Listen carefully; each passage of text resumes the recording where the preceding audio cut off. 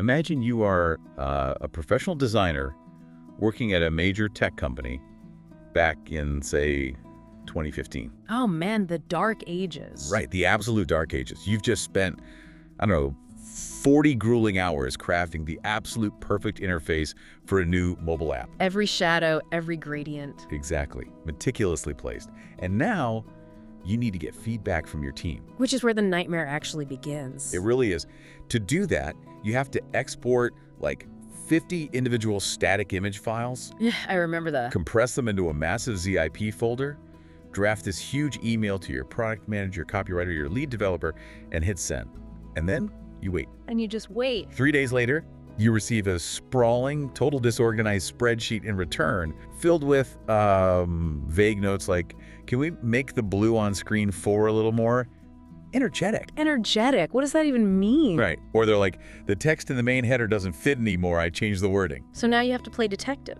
Exactly. You have to decipher those notes, cross-reference them with your 50 static images, manually apply the changes, re-export everything, and start that whole agonizing cycle all over again. The friction was it was absolute misery. It's total misery. That workflow wasn't just slow, it was fundamentally broken. It treated collaboration as an afterthought, Like this awkward chore that happened only after the quote-unquote real work of designing was finished in solitary confinement. Which brings us to our unique mission for you today, because we are not doing our usual thing of tackling like a massive stack of academic research papers. No giant libraries today. No. Instead, we are zeroing in on a single, incredibly dense page of text. Just one page. It's so specific. It is. Specifically, we're doing a deep dive into the concluding chapter of a book about the design software Figma, written by an author named Eugene Fedorenko. Eugene, yeah. But, our goal today isn't just to read you a software manual or tell you which keyboard shortcuts to memorize. Far from it. I mean, what Eugene manages to do in these final few paragraphs is lay out this profound, almost philosophical thesis about how entire industries change. Yes. He's dissecting exactly why this one specific tool didn't just win market share, but completely disrupted the entire paradigm of digital product creation. He's documenting a seismic shift, like the shift from focusing on pixels to focusing on people. And I really want to emphasize this right at the top for you listening, even if you're not a designer. Right, even if you've never touched a design tool. Exactly. Even if you've never drawn a vector line or heard the word wireframe, this single page of text holds a universally vital lesson. It really does. It's a masterclass in the nature of genuine innovation. And the psychology of human collaboration, too. It shows the hidden mechanics of how the absolute best products in the world actually win. Spoiler alert. Yeah. They don't win by having the longest list of flashy features. So they win by fundamentally altering human behavior. And that behavioral alteration is the core mystery we're unpacking today.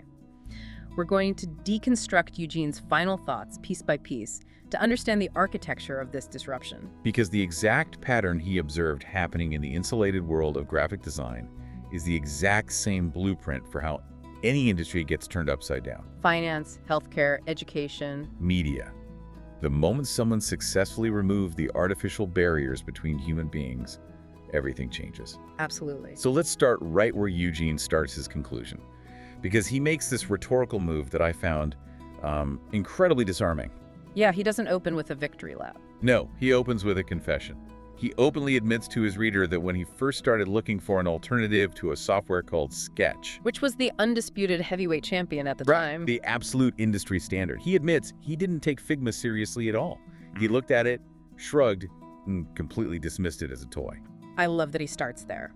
By beginning a technical book's conclusion with a confession of his own initial ignorance, Eugene immediately disarms the reader's natural skepticism. He's not pretending to be a genius. Exactly. He isn't presenting himself as some omniscient tech oracle who saw the future in a crystal ball while the rest of us were blind. He's aligning himself with the audience. I was a skeptic too. I missed the point entirely at first glance. It builds an immense amount of trust. And I'm just fascinated by that initial skepticism. I mean, we see this pattern constantly in tech history, don't we? Oh, all the time. The biggest disruptors always look like toys at first. Right. The most earth-shattering industry disruptors almost always arrive looking like lesser alternatives. They look fragile.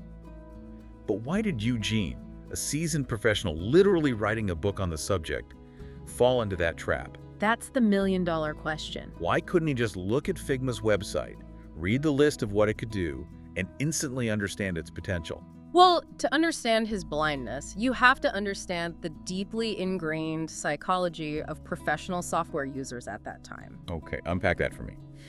There is this powerful heuristic, a mental shortcut, that professionals rely on to judge their tools. For decades, the equation was incredibly simple. Heavy equals professional. Heavy equals professional. Right. Professional designers were conditioned to believe that real work required heavy, native, downloaded applications that consumed massive amounts of your computer's local processing power. Like you needed a giant tower PC just to run it. Exactly. Software felt like a fortress you had to install. You bought a powerful, expensive computer specifically to run this heavy software. So if a tool didn't make your laptop's cooling fan scream like a jet engine, it obviously wasn't doing real work. Precisely. Now contrast that fortress mentality with Figma. Figma was built entirely to run inside a standard web browser. Just a normal browser. The exact same flimsy, everyday window you use to scroll through Wikipedia, buy shoes, or check your email. And because it lived in the browser, it looked ephemeral. It felt weightless. So the heuristic triggered a false negative in Eugene's brain. He thought, if this runs in Chrome alongside my social media tabs, it simply cannot possess the computational horsepower required for complex, enterprise-level professional design. I mean, I remember that era of the web.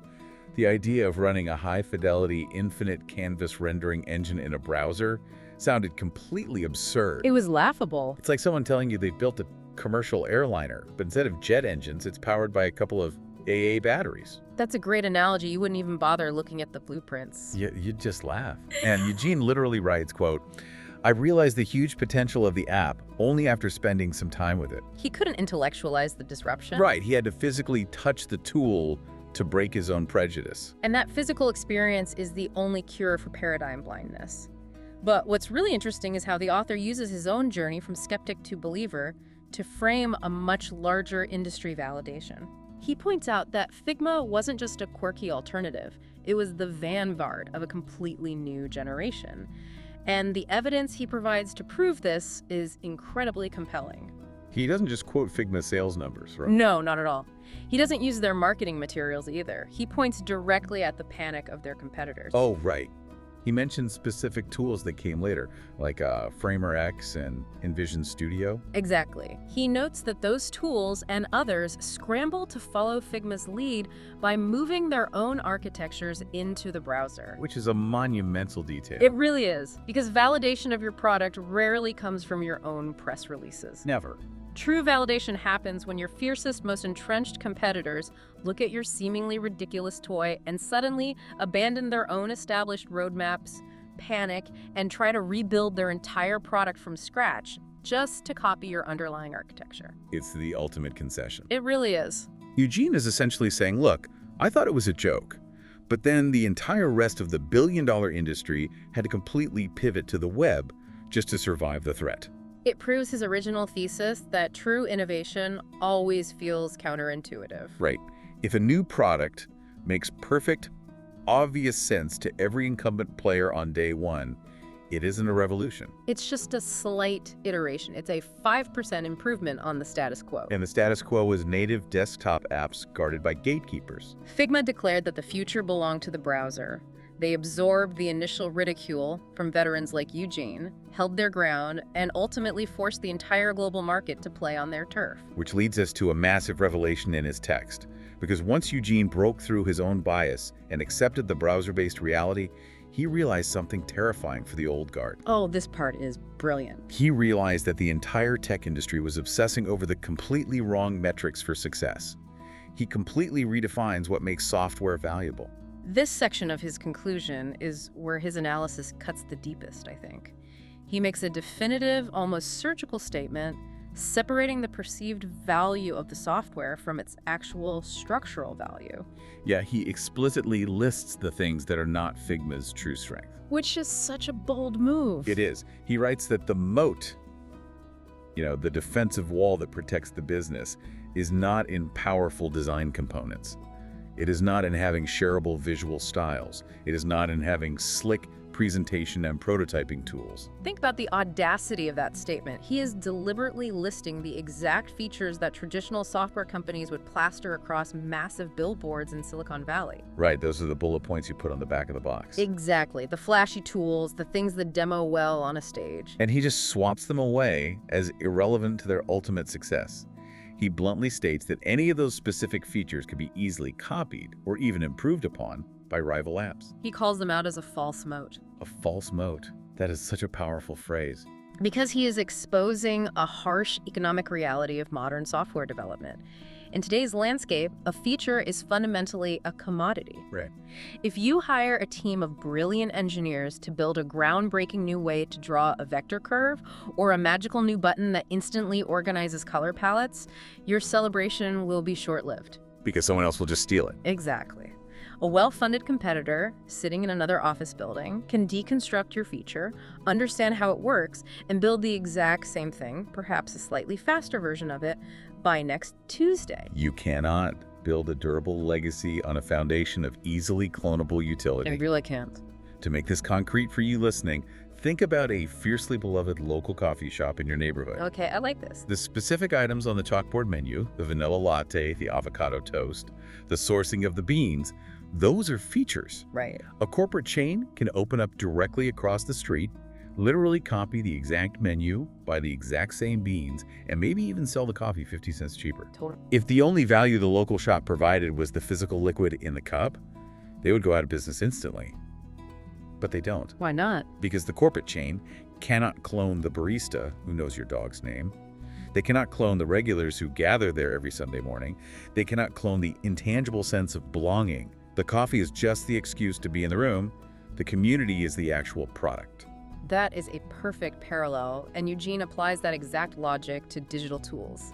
Having dismissed the features as commodities, he identifies the true impregnable moat of the product. And what does he say it is? He defines it as a triad: collaboration, the openness and extensibility of the platform, and a vibrant community. I want to stop and underline that triad for our listeners. Collaboration, openness, community. Notice how absolutely none of those three words are technical software features. Right, you can't code a community button. No, those are descriptions of human sociology. They are behavioral dynamics. He is advocating for a profound shift in how we categorize software. Historically, we viewed digital applications as standalone utilitarian objects. Like a high-tech hammer. Exactly, like a hammer. A hammer is incredibly useful, but it doesn't have a culture. It doesn't have a community. Eugene is arguing that while the competition was busy trying to forge a slightly shinier hammer, Figma was busy building a city. And a city is inherently defensible. Because of the network effects. Right. The gravity of a city comes from the network effects. Mm-hmm. If I'm a lead designer and my entire marketing department, my freelance illustrators, and my entire engineering team are already living inside this digital city, doing their work and communicating seamlessly. A rival software company cannot win you over just by offering you a slightly sharper digital pencil. Exactly. The cost of uprooting my entire social and professional network is far too high. The value of the ecosystem eclipses the value of the individual tools inside it. The connection between the humans has become more vital than the consumption of the software's features. Having established that collaboration is the ultimate weapon, Eugene doesn't just leave it hanging in the air as some abstract corporate buzzword. No, he gets very granular. He immediately grounds it in reality. He meticulously breaks down exactly how this theoretical collaboration physically manifests in the messy day-to-day operations of a real company. And this is where his earlier observation about the web browser comes full circle. Yeah. He points out that the fundamental architecture of being just one click away in the browser is what actually unlocked this new sociology. It dramatically altered the guest list of who was allowed into the design process. He writes that it opened the doors for people who had never participated in the design process before. Yes. And he illustrates this with a highly specific three-part ecosystem. He lists product managers commenting on a new screen, copywriters editing text directly in place, and developers copying the exact right color from the Inspect tab. Look very closely at the three job titles he selected there. Product managers, copywriters, developers. Not a single designer in that list. Exactly.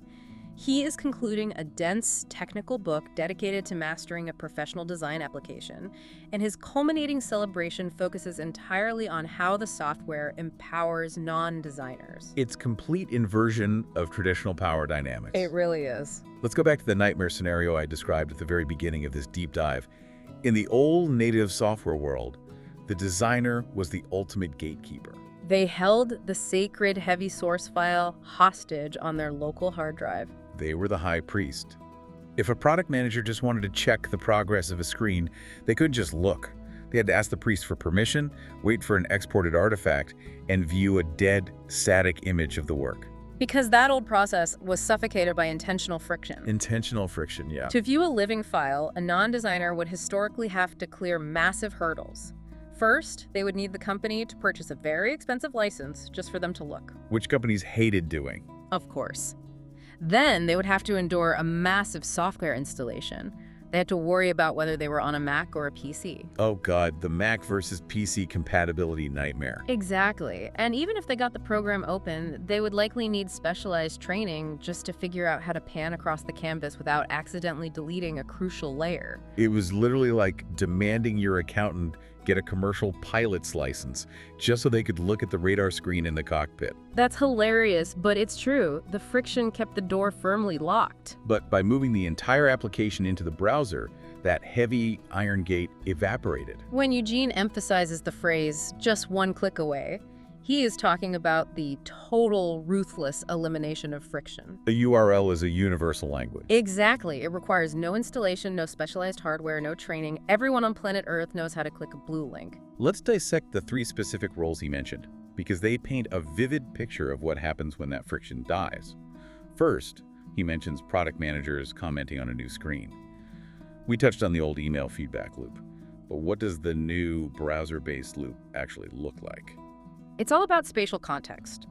Before, a PM had to describe the location of an issue using words in an email or a spreadsheet. On the checkout screen, in the modal window, the secondary cancel button looks too small. Right. It required the designer to play detective and map the text back to the visual. But in the browser environment, the PM simply clicks the link, enters the live file, drops a physical pin directly on top of the offending button, and types their comment. Oh, wow. The feedback is anchored to the exact coordinate of the problem. It collapses the distance between the observation and the action. Then he brings up copywriters editing text in place. Now, speaking as someone who deals with words, this is a monumental shift. Oh, I bet. The old way was terrible. It was a terrible game of document ping pong. A copywriter would draft the text in Microsoft Word or Google Docs. They would hand that document to the designer.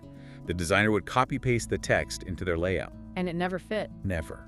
Inevitably, the headline was 3 words too long and broke the beautiful visual design. So the designer would tell the copywriter, make it shorter. The copywriter would guess at a new length, send it back, and hope it fit. It was asynchronous and totally blind. Yes. By allowing the copywriter directly into the design file via a browser link, they are given permission to type their words directly into the layout. They instantly see, in real time, how the length of their sentence impacts the visual hierarchy. Right. If a word wraps awkwardly to the next line, they fix it immediately. The visual design and the written narrative evolve together synchronously. The ping pong game is over. They're holding the paddles together. I love that. But I want to push back on the third example he gives, because this is where the technical mechanism can get a bit muddy for a layperson. Okay, let's hear it. Eugene mentions developers copying the right color from the Inspect tab. Now, if they're just looking at a design in a browser, aren't they just looking at a flat picture? Right, like a JPEG. Yeah. Yeah. How does an Inspect tab actually help a developer build the final app? What is the underlying mechanism there? That is a crucial question, and it gets to the heart of why the browser architecture is so magical. In the old desktop software days, a designer was essentially creating a highly complex painting. Okay. To hand that painting off to a developer who needs to write code, the designer had to create a redline document. I've heard of those. They sound awful. They were. They had to manually measure the pixel distance between every button, manually write down the hexadecimal code for every single color used, and manually document every font size. It was days of miserable, error-prone data entry. Translating a painting into a math textbook. Exactly. But a Figma file living in a web browser is not a painting. It's not. No.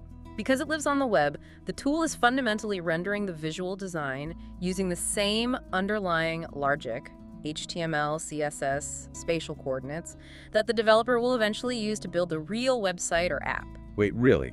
The visual is already mapped to code under the hood. Exactly. So the Inspect tab Eugene mentions is simply a window that exposes that underlying math. Oh. The developer clicks on a blue button in the design, and the Inspect tab instantly hands them the exact CSS code for that specific shade of blue, the exact pixel radius of the corners, and the exact drop shadow values. No translation required. None. The software acts as the universal translator between visual intent and engineering code. That is staggering.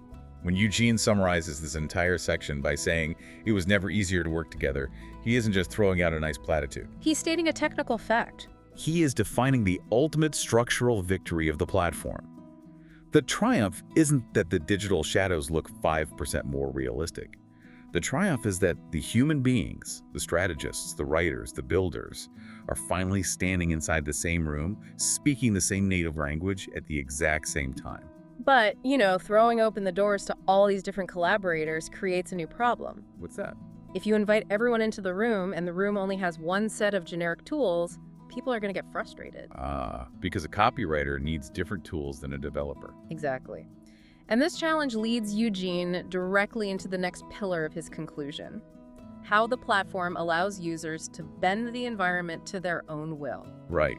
He moves from talking about collaboration to talking about the extensible canvas. He highlights the openness of the platform. He specifically notes that users aren't trapped with the default menu of tools provided by Figma.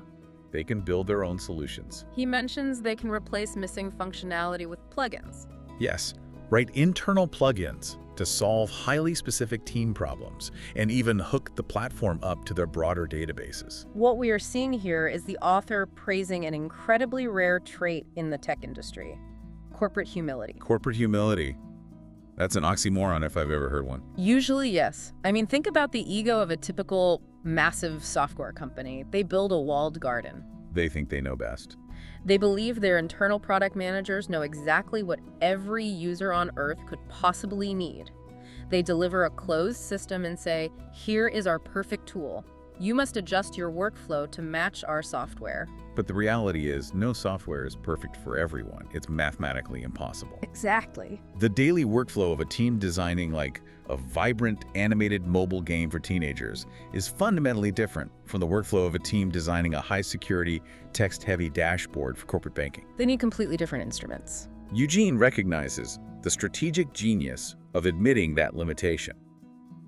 By making the platform extensible, meaning they provided hooks and pathways for outside code to interact with their core software, the creators essentially announced, "We cannot possibly solve every niche problem in the world.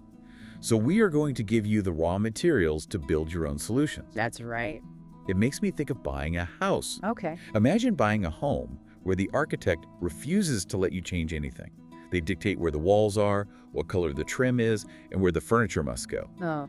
If your family grows and you suddenly need a nursery, the architect says, "Too bad, the house is finished." That sounds like a terrible architect. Right. What Eugene is describing is an architect who instead gives you an incredibly solid foundation, load-bearing exterior walls, and then hands you the blueprints and the universal toolkit. When you realize you need a home office, you don't have to beg the original architect to build it. You just grab the tools and frame out the room yourself. That analogy captures the empowerment perfectly. But the technical detail Eugene includes regarding how they empowered the users is the masterstroke. Yeah, let's talk about that. He specifically writes that the team worked hard to make plugin development accessible to anyone with, quote, basic knowledge of modern JavaScript. Now, hold on. This is where the skeptical listener in me raises an eyebrow. Uh-oh. If you are building an enterprise-grade professional tool used by Fortune 500 companies, and you decide to let an unpaid army of random users inject their own JavaScript code into your software to build plugins, aren't you just begging for absolute chaos? It sounds risky, right? How does a professional application survive that kind of Wild West approach without crashing every 5 minutes or creating massive security vulnerabilities? It's a highly valid concern, and it's the exact reason traditional software companies kept their gardens walled off. So how did Figma avoid it? To protect the core stability, Figma didn't just let people inject raw code willy-nilly. They built a highly secure application programming interface, an API. Okay, an API. Think of it as a tightly controlled, heavily guarded sandbox. A sandbox? Right. The core engine of the software lives outside the sandbox, perfectly safe. When a user writes a JavaScript plugin, that code is only allowed to play inside the sandbox. So it can't break the main engine. Exactly. It can ask the core engine to do certain approved things, like draw a rectangle here or change the color of this text, but it can never touch the sensitive inner workings of the app itself. It provides the freedom of extensibility without sacrificing enterprise security. Yes, exactly. Okay, the sandbox makes sense. But why modern JavaScript? Why didn't Figma just invent their own highly optimized proprietary coding language specifically designed for design plugins? Because inventing a proprietary language is the fastest way to kill adoption. How so? If a company introduces a custom language, they create a massive wall of friction. A developer has to decide, am I really going to spend 3 months of my life reading documentation to learn a bizarre, niche language that is only useful inside this one specific app? And usually the answer is no. Almost always no. But modern JavaScript is the lingua franca of the internet. It is the language that powers the interactivity of almost every website on Earth. Millions upon millions of developers already know how to write it fluently. I see. So by choosing a language the world already speaks, they completely removed the friction from the creation side. Just like the browser link removed the friction for the product manager to view the file. Choosing JavaScript removed the friction for the developer to modify the tool. And the economic implications of that choice are staggering. Figma effectively recruited a global, decentralized, unpaid engineering team to continuously upgrade their product. Let me give a hypothetical. Let's say a designer realizes, I waste 2 hours a day manually generating realistic-looking fake names and profile pictures for my user interface mockups. I wish there was a button that just did this automatically. In the old world, they'd have to submit a feature request to the corporate headquarters. And wait 2 years for it to be prioritized. If ever. But with this extensible canvas, a random web developer in another country who knows basic JavaScript can build that exact tool over the weekend, publish it as a plugin, and by Monday morning, the entire global user base has a powerful new feature. It's a compounding interest engine for utility. Oh, that's a good way to put it. The tool gets infinitely smarter, infinitely more capable at a staggering pace without the core company having to pay for a single line of code for those niche solutions. Eugene points out that this openness is what truly elevates the software from being a mere product into being a platform. And this localized, team-level extensibility, the ability to write a quick script to solve today's annoying problem, acts as the foundational layer for the most ambitious part of Eugene's conclusion. It sets the stage for his observations on the sheer, terrifying power of a massive, interconnected global community. Which brings us to section 5 of his conclusion, where his vision really zooms out to a global scale. He notes that at the time he was writing the book, the official Figma community platform, which is essentially a central hub for sharing these plugins and files, was still in beta. It had only just recently been opened to the public. Very early days. But even in its infancy, Eugene writes that he is thoroughly blown away. He says the volume of contributors and the high quality of the shared resources was already phenomenal. He doesn't just leave that as a vague compliment either. No, he doesn't. He provides a highly specific, real-world anecdote to prove the velocity of this new ecosystem. He brings up Apple's WWDC, the Worldwide Developers Conference. For anyone outside the tech bubble, WWDC is Apple's massive annual keynote event. That's a huge deal. It's the week where they announce major overhauls to their operating systems, introduce totally new design languages, and unveil new interface widgets.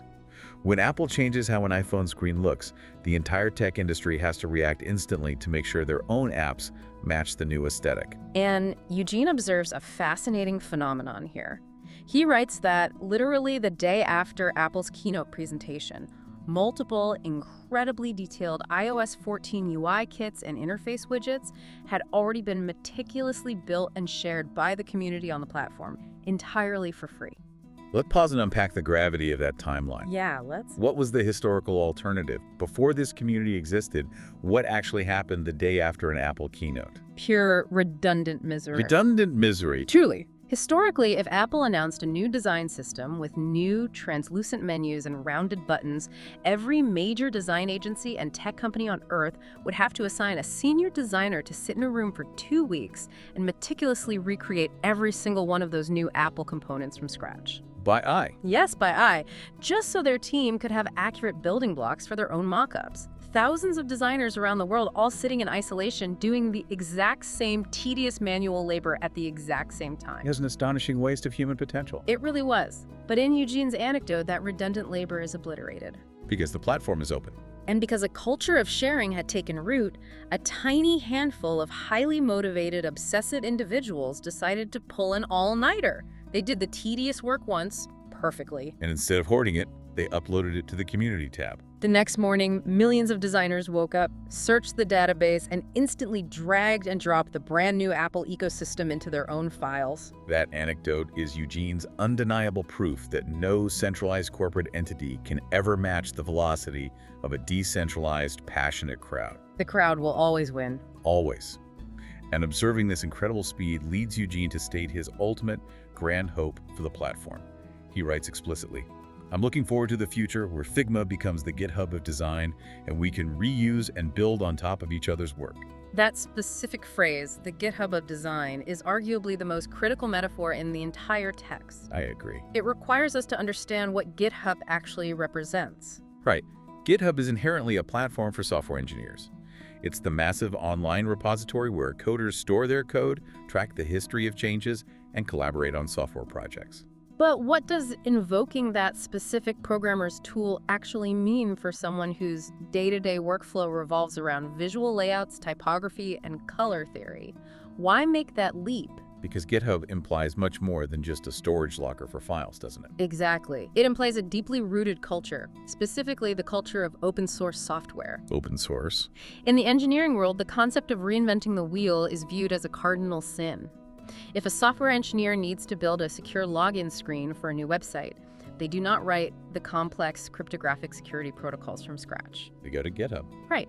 They find an open source library that thousands of other veteran developers have already written, relentlessly tested, and continuously updated, and they plug that proven code directly into their project. They stand on the shoulders of giants. They start at mile 50 of the marathon instead of at the starting line. Precisely. But historically, the culture of visual design operated in the exact opposite manner. It was fiercely solitary. Highly guarded. A designer would sit alone in their studio, painstakingly craft their unique buttons, shadows, and layout grids, and guard their source files like state secrets. Design was treated like a dark art, a magical conjuring that lost its value if you let anyone see how the trick was done. Right. Why were they so protective, though? What was the psychology behind hoarding a digital file? In the old paradigm, a designer believed their primary economic value was derived from the physical labor of execution. The hours spent pushing pixels. Drawing the perfect curve, aligning the boxes. If you gave away your source file, you were giving away the thousands of hours of labor it took to build it. You were giving away your competitive advantage. You were just handing your secret recipe to the chef across the street. Exactly. But Eugene is predicting and actively advocating for a monumental cultural inversion for creatives. By labeling it the GitHub of design, he is envisioning a world that abandons solitary paranoia and embraces open source generosity. He is imagining a workflow where a brilliant animator in Tokyo figures out the exact math for a beautifully fluid menu transition, publishes the source file to the community, and 10 minutes later, a junior designer in New York downloads it, tweaks the timing slightly, and deploys it in their own app. Reusing and building on top of each other's work. It represents the total democratization of design intelligence. If the entire global community of millions of practitioners is constantly contributing their smartest solutions into a massive shared pool, the baseline quality of design across the entire internet elevates instantly. You are no longer staring at a terrifying blank white canvas when you start a project. You are starting from the aggregated wisdom of the entire industry. The implications are wild. They really are. It means the value of a designer shifts from being someone who can draw a neat button from scratch to being someone who knows how to orchestrate, remix, and curate the best ideas from the community to solve a human problem. It reinforces his central thesis. The invincible moat isn't the drawing tools. The moat is the fact that all the smartest people in the world are finally in the same room, building off each other. It is a soaring utopian vision for the future of creative work. It is. But having laid out this incredibly grand, world-changing philosophy, Eugene executes a brilliant structural pivot in his writing. He doesn't end the book on a theoretical high note. No. He brings the entire mass conclusion back down to a deeply personal human scale. He reflects on his own granular journey of writing the text you just read. I really appreciated this as a reader. It's a very grounding way to end what could have been a dry technical manual. He briefly recaps what the chapters actually covered. He examined the specific design tools, provided a curated list of plugin recommendations, discussed workflow best practices, and touched on foundational design theory. And then he offers a moment of striking humility. He writes, "I hope you learned a thing or two. I definitely did while doing the research." That admission is so vital. It proves he doesn't view himself as a static authority figure handing down stone tablets from a mountaintop. He recognizes that he is just a fellow traveler trying to navigate this rapidly evolving ecosystem. But the way he navigated it is what matters. Eugene goes on to introduce a project called Figmalion. This Figmalion, yeah. He describes it as a regular newsletter that he curates and publishes. But the origin story of this newsletter is the hidden gem of the entire conclusion. He reveals that Figmalion didn't start as a grand publishing empire. It started merely as a personal research project for this very book. He was just trying to organize his notes. Right, he was collecting links, saving community files, and tracking updates so he could write accurate chapters. But because the community he was studying was moving at such a relentless open source velocity and the platform was pushing out updates constantly, his simple folder of research notes naturally morphed into what he claims is now the largest collection of Figma-related resources on the internet. If we synthesize this back to everything we've unpacked today, it becomes clear how perfectly the author's own behavior mirrors the exact software architecture he is praising. How so? Walk through that parallel. Well, think about the nature of a traditional printed book. A physical book is the ultimate closed system. It is siloed. Right. The moment it goes to the printing press, the knowledge inside is frozen in time. If a revolutionary new plugin is released by the community the day after the book hits shelves, the book is instantly outdated. Ah, I see. Eugene recognized that because the tool he was documenting was a living, breathing, constantly evolving organism, his documentation of it could not be a static artifact. He couldn't just write his chapters, close his laptop, and walk away. That is a profound insight. He realized that a static manual fails a living ecosystem. Exactly. He had to transition from authoring a fixed product, the book, to managing a continuous flowing resource, the newsletter. He had to build his own extensible architecture to keep pace with the crowd. Furthermore, look at the literal final sentences of the text. He doesn't just say a polite goodbye, he deliberately tears down the wall between author and reader. He offers his direct, personal contact information. He writes, "I'd love to hear your comments or questions." He provides his email address, hello@efedorenko.com. And actively invites the reader to reach out and challenge him on Twitter, at his handle, @Efedorenko. By publishing his personal contact channels in the final paragraph, he is actively soliciting a continuous dialogue. He is embodying the exact principles of collaboration and openness that he spent the entire chapter arguing were the platform's greatest strengths. He is opening his own borders to his audience, inviting them to point out his blind spots, share their own discoveries, and essentially comment on his file.